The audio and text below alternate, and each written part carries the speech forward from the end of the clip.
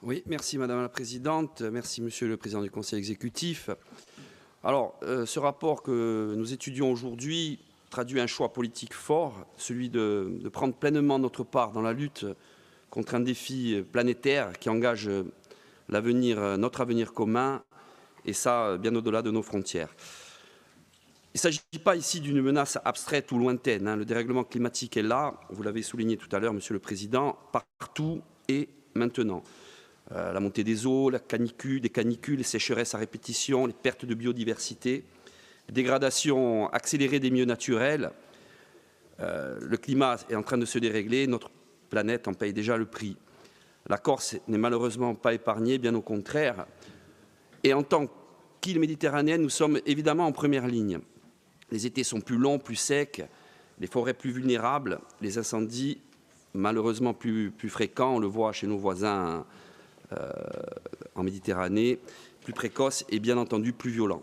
Il faut saluer ici aussi le travail remarquable des services d'incendie et de secours et leur professionnalisme.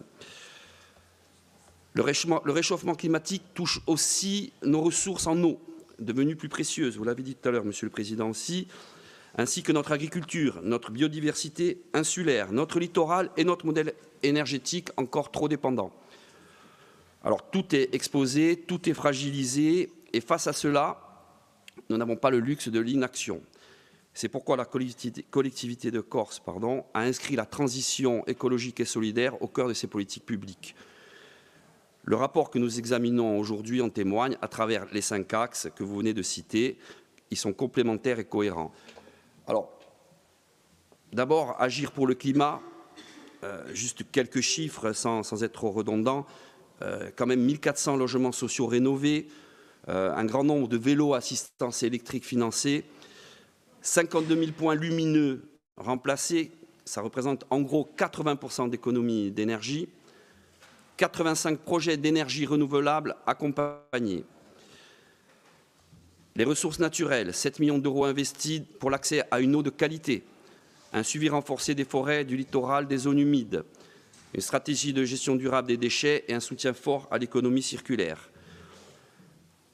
On agit aussi pour réduire les inégalités, en luttant contre le non-recours au droit. Il faut saluer ici le travail de la ville de Bastia, qui est un travail exemplaire. On réduit les fractures d'accès à la santé, au logement, à l'emploi. On renforce la transmission de la langue et de la culture corse, en essayant aussi de revitaliser, hier on l'a vu, nos territoires de montagne et de l'intérieur. Il faut être clair, une transition durable qui abandonne les plus fragiles, elle n'est pas durable et elle n'est surtout pas acceptable. On fait aussi le choix de l'éducation, de l'émancipation. Je vais saluer ici les jeunes des écoles primaires d'Alat, Tatro. On les sensibilise, les plus jeunes, à l'écologie dès l'école. On a voté au mois de mai dernier un rapport avec l'Office de l'environnement sur l'éducation à l'environnement. On accompagne les publics éloignés de l'emploi vers les métiers de demain. Et en agissant pour la protection de l'enfance avec une approche humaine, transversale et inclusive. Enfin, on transforme notre modèle économique en soutenant l'agriculture bio, les circuits courts et la souveraineté alimentaire.